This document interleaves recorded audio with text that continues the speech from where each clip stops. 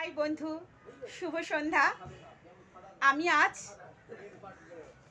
অনুরাগ প্রকাশক বিপ্লব পাল স্টলে আমি আমার কবিতা, ঠিক আমার নয়, ওর এখান থেকে বই নিয়ে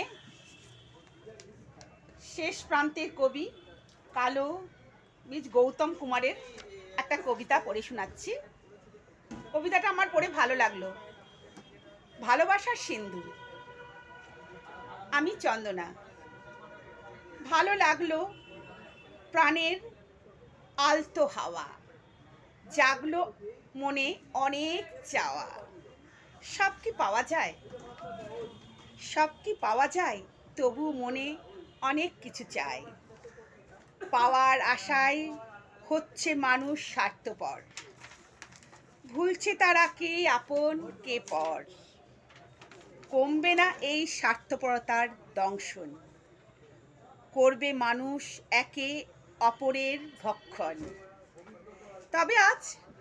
তবে আজ হাল ছাড়ো বন্ধু,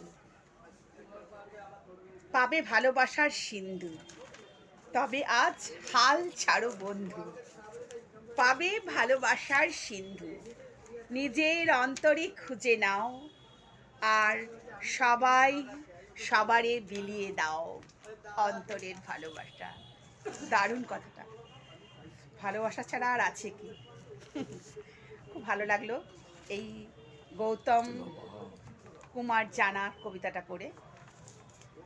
খুব ভালো থেকো, একরাশ ভালোবাসা রইল।